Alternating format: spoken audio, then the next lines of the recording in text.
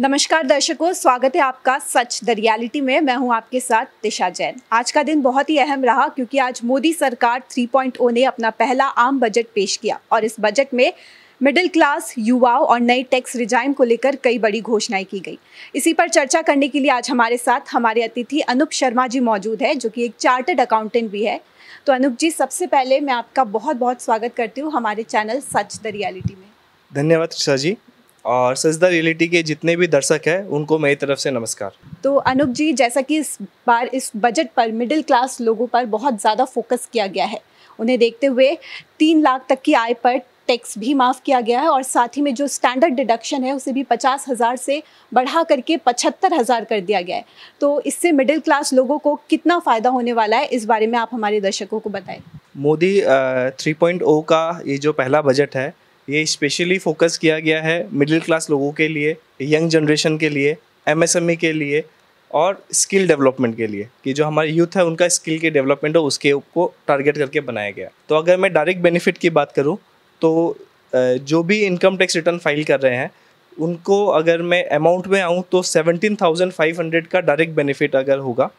जैसे पहले आगे का टैक्स स्लैब था 0 to 3 लाख नील था, और इस बार भी 0 to 3 लाख नील है। नेक्स्ट जो स्लैब में चेंज हुआ है 3 to 6 लाख 5% था, इस बार उन्होंने बजट में 3 to 7 लाख को कर दिया है 5%। तो ये बदलाव हुआ है। इस तरह से 1-1 लाख हर स्लैब में आगे बढ़ता गया, जिसके वजह से ओवरऑल बेनिफिट होगा एक जन को 17,500 का। पहला बेनिफिट तो ये है। उसके अलावा मिडिल क्लास को नेक्स्ट बेनिफिट क्या हो रहा है कि कुछ चीज़ें सस्ती हो गई। जैसे आपका मोबाइल फ़ोन के ऊपर में कस्टम ड्यूटी कम कर दी गई, जिससे आने वाले टाइम में मोबाइल फ़ोन की रेट काफ़ी कम होगी। उसके अलावा गोल्ड और प्लेटिनम के जो सामान है उनके ऊपर कस्टम ड्यूटी कम कर दी गई, जिसकी वजह से उनकी रेट कम होगी। उसके अलावा लेदर्स प्रोडक्ट के ऊपर में भी रेट कस्टम ड्यूटी कम कर दी गई, जिसकी वजह से उनकी भी रेट कम होगी। और अगर मैं, ये तो मीठा मीठा हो गया, कुछ कड़वा भी अगर बताऊं तो इन्होंने शॉर्ट टर्म कैपिटल गेन जो पहले 15% था उसको बढ़ा के उन्होंने 20% कर दिया, और लॉन्ग टर्म कैपिटल गेन जो 10% था उसको बढ़ा के 12.5% कर दिया। एंड इसका रिजल्ट आपने शेयर मार्केट में देखा है। आज शेयर मार्केट डाउन गया, स्टार्टिंग में काफ़ी डाउन गया, फिर रिकवर करके कमती हो गया, लेकिन डाउन था आज मार्केट। जैसे कि आपने शेयर मार्केट की बात की कि आज शेयर मार्केट का रिस्पॉन्स जो है उतना अच्छा नहीं रहा जितना कि पहले के बजट के दौरान रहा, तो इस बारे में आप हमें थोड़ा डिटेल में बताइए कि इसके क्या कारण हो सकते हैं। मेनली शेयर मार्केट जो है उसका ऊपर और नीचे होना इज़ ऑल अबाउट सेंटिमेंट्स, कि लोगों के सेंटिमेंट्स के ऊपर जुड़ा हुआ है शेयर मार्केट।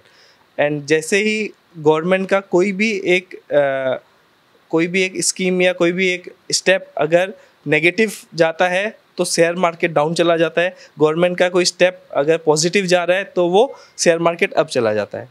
तो उससे इतना ज़्यादा इम्पैक्ट नहीं पड़ रहा है, लेकिन फिर भी सेंटिमेंट्स की बात है। जैसे शॉर्ट टर्म कैपिटल गेन उन्होंने 15 से 20% कर दिया, तो लोगों के मन में फील आ गई कि नहीं, गवर्नमेंट क्या इसको डिस्करेज कर रहे हैं क्या शेयर में इन्वेस्ट करने के लिए, जबकि गवर्नमेंट का इससे कोई मंशा नहीं है। और लेकिन सिंस ज़्यादा से ज़्यादा लोग जुड़ रहे हैं शेयर मार्केट के साथ में, एंड लोगों का अच्छा प्रॉफिट भी हो रहा है और गवर्नमेंट के काफ़ी एक्सपेंडिचर भी बढ़ रहे हैं, तो एक तरफ अगर बेनिफिट्स दे रहे हैं तो कहीं से सोर्स ऑफ इनकम तो बढ़नी पड़ेगी गवर्नमेंट की। तो वही उन्होंने शेयर मार्केट में टैक्स रेट बढ़ा के अपने सोर्स ऑफ इनकम को थोड़ा सा इंक्रीज़ करने के लिए उन्होंने ये स्टेप लिया है। लेकिन शेयर मार्केट में को डिस्करेज कहीं भी गवर्नमेंट ने नहीं किया है, उन्होंने उनको प्रमोट ही करना चाह रहे हैं ताकि ज़्यादा से ज़्यादा लोग जुड़े। लेकिन साथ साथ में गवर्नमेंट को अपनी इनकम भी बढ़ानी है, क्योंकि खर्चे भी बढ़ाने हैं, तो जिसके वजह से वो टैक्स रेट में जो है ये चेंजेस हुए हैं।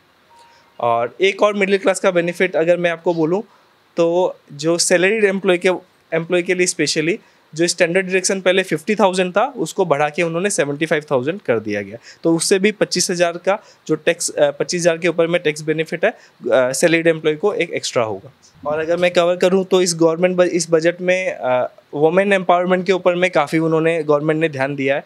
लगभग अगर सारी स्कीम्स का हम लोग ऐड करें तो लगभग 3 लाख करोड़ तक का वुमेन और गर्ल्स के ऊपर में उन्होंने टारगेट करके स्कीम्स दिया है। जैसे एक सबसे अच्छा स्कीम दिया है कि वर्किंग वुमेन को इनकरेज करने के लिए वर्किंग वुमेन हॉस्टल्स को काफ़ी डेवलप करेंगे, ये वन ऑफ द स्कीम उनकी है। और इस तरह से काफ़ी स्कीम है, एंड टोटल बजट उन्होंने एलोकेट लगभग 3 लाख करोड़ का इसमें वुमेन एम्पावरमेंट के ऊपर में उन्होंने किया है। तो अनूप जी, ये तो हो गई मिडिल क्लास और महिलाओं की बात। तो अब अगर हम युवाओं के बारे में बात करें तो युवाओं के लिए भी इस बार की सरकार बहुत बड़ी खुशखबरी लेकर आई है। जैसा कि सरकार ने कहा है कि अब अगले 5 साल तक वो 1 करोड़ युवाओं को टॉप कंपनीज में इंटर्नशिप देगी 12 महीनों के लिए, और इसी के साथ उन्हें 5,000 महीना भी दिया जाएगा। तो इसके बारे में आपका क्या कहना है?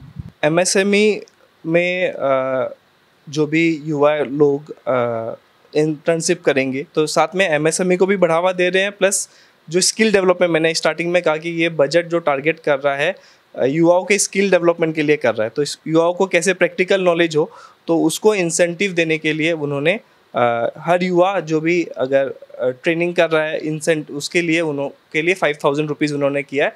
प्लस और जो युवा खुद का व्यापार करना चाह रहे हैं तो उसके लिए पहले मुद्रा लोन जो था वो 10 लाख रुपीज़ तक था विदाउट एनी सिक्योरिटी, जिसको बढ़ा के इस बार गवर्नमेंट ने 20 लाख तक कर दिया है।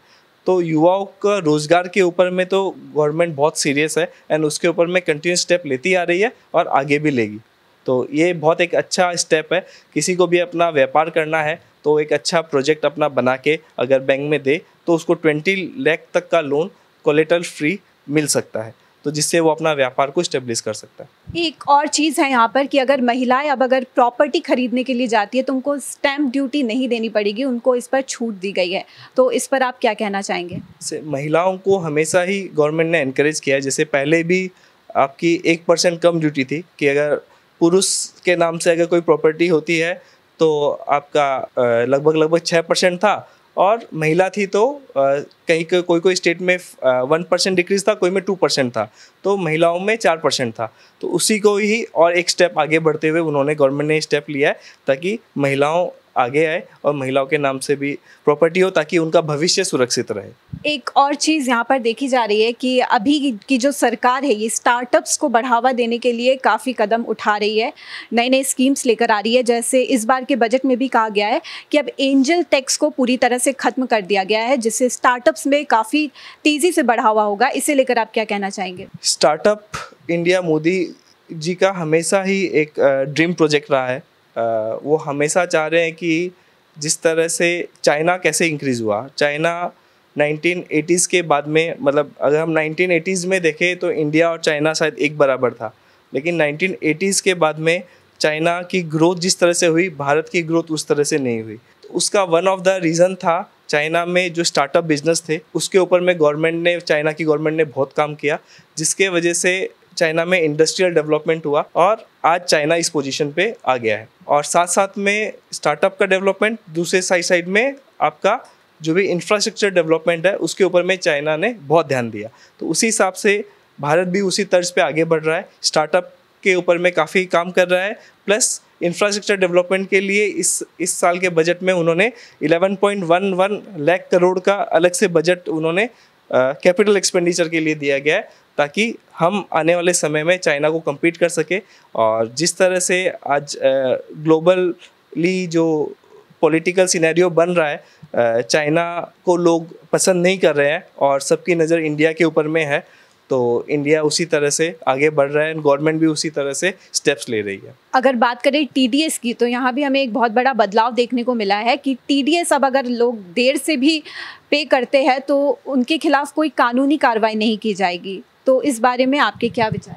टीडीएस से ज़्यादा एक उन्होंने बहुत अच्छा बदलाव जो किया है, जो इनकम टैक्स असेसमेंट वगैरह जो होता है, जो गवर्नमेंट जो आपके केस ओपन करते हैं, जो आप ITR फाइल करते हो, उसको जो गवर्नमेंट चेक करके वापस रीअसेसमेंट करती है या आपके ऊपर में कोई नोटिस भेजती है, उसका उन्होंने बड़ा बदलाव किया है। जैसे आपका अगर कोई भी टैक्स का अगर चोरी विद इन 50 लैक्स है तो गवर्नमेंट एम्प्लॉय का उसमें लिमिटेशन कर दिया गया 3 इयर्स का from the end of the assessment year.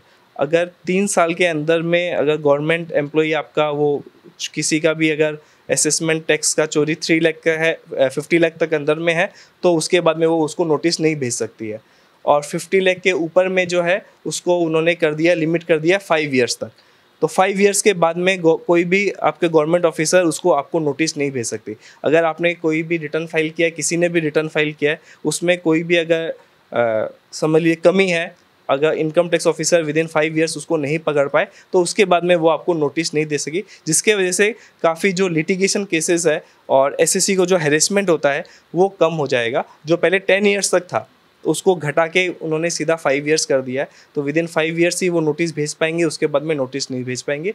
और आपका जो कोई किसी के भी पार्टी के कोई अगर सर्च होती है, सीजर मतलब कोई रेड पड़ती है, तो वो भी पहले आपका 10 ईयर्स तक केसेस देख सकते थे, उसको घटा के उन्होंने 6 ईयर कर दिया। तो ये लिटिगेशंस कम करने के लिए और एसएससी को जो कुछ ऑफिसर होते हैं जो हैरेस कर सकते हैं, तो वो हैरेसमेंट कम करने के लिए उन्होंने ये किया और गवर्नमेंट ऑफिसर्स के ऊपर में प्रेशर किया कि आपको अगर किसी की भी असेसमेंट में गड़बड़ हुई है तो आप उसे जल्दी से जल्दी निकालिए, उसको डिले मत कीजिए। तो गवर्नमेंट ऑफिसर्स के ऊपर में काफ़ी प्रेशर आएगा, उनको काम जल्दी जल्दी करना पड़ेगा एंड साइड बाय साइड जो आम जनता है उनको इसमें राहत मिलेगी और लिटिगेशंस केसेस काफ़ी कम हो जाएंगे। तो एक और चीज़ है, जैसे कि मोबाइल फ़ोन, चार्जर और बाकी इलेक्ट्रॉनिक्स के दामों में कमी की गई है, कटौती की गई है, तो इससे क्या चांसेस है कि हमारे देश में इलेक्ट्रॉनिक्स के एक्सपोर्ट्स को बढ़ावा मिलेगा? इलेक्ट्रॉनिक्स एक्सपोर्ट्स को भी बढ़ावा मिलेगा डेफिनेटली। अभी लास्ट कुछ दिनों से आप देख रही हैं कि आईफोन अपना मैन्युफैक्चरिंग यूनिट इंडिया में बैठा चुका है और उसी को और प्रमोट करने के लिए कि और दूसरी कंपनियां भी आए और उन अपना मैन्युफैक्चरिंग इंडिया में करे, चाइना को छोड़ के इंडिया में मैन्युफैक्चरिंग करे। और इंडिया सिंस खुद भी एक बहुत बड़ा बायर है मोबाइल फ़ोन का और इंडिया की खुद की बहुत बड़ी कैपेसिटी है कंजम्पशन की, तो उसको भी फुलफ़िल विद इन इंडिया से किया जाए और बाहर भी दूसरे कंट्रीज़ में एक्सपोर्ट किया जाए, तो उसको गवर्नमेंट टारगेट कर रही है एंड उसी लिए उन्होंने ये स्टेप लिया है। एंड इससे उम्मीद यही करते हैं कि इंडिया में मोबाइल की मैन्युफैक्चरिंग काफ़ी बढ़ेगी, प्लस मोबाइल की एसेसरीज़ की मैन्युफैक्चरिंग जो चार्जर वगैरह है वो भी इंडिया में काफ़ी बढ़ेगी और उससे देश को आर्थिक काफ़ी फ़ायदा होगा। तो ये हमने कर ली अभी फ़ायदे की बात, तो क्या आपको लगता है आपके नज़रिए से कि सरकार जो है उन्हें बजट में कुछ और भी नए पहलुओं को उन्हें ऐड ऑन करना चाहिए था जिसकी कमी रह गई है आपके अनुसार? इसमें देखिए कमी हर बजट में होती है, कोई भी सरकार एकदम कंप्लीट बजट सबको खुश करने का बजट नहीं ला सकती है, क्योंकि सरकार का एक लिमिटेड फंड होता है, तो क्योंकि उनको खर्चा करना है तो इनकम भी आनी पड़ेगी कहीं ना कहीं, तो कहीं ना कहीं वो अगर देंगे तो कहीं ना कहीं से उनको लेना भी पड़ेगा, क्योंकि गवर्नमेंट का कोई खुद का कोई सोर्स नहीं है कि वो पैसे बनाए और बना के कर दे, क्योंकि उनको गवर्नमेंट से पब्लिक से ही टैक्स कलेक्ट करना है एंड आगे उनको देना है। तो उसीलिए एक STCG LTCG का था, अगर इसको वो अवॉइड करते तो शायद और बेटर रहता जो उन्होंने टैक्स बढ़ाया है। और उसके अलावा एक और पॉइंट मेरा रह गया था कि PM आवास योजना 2.0 भी उन्होंने स्टार्ट की है, जिसमें शायद उन्होंने 1 करोड़ अर्बन पुअर और मिडिल क्लास जो लोग हैं उनको घर प्रोवाइड करेंगे। तो ये सब जो एक्सपेंसेस होता है तो उनको कंप्लीट करने के लिए उनको कहीं ना कहीं सोर्स ऑफ फंड करना।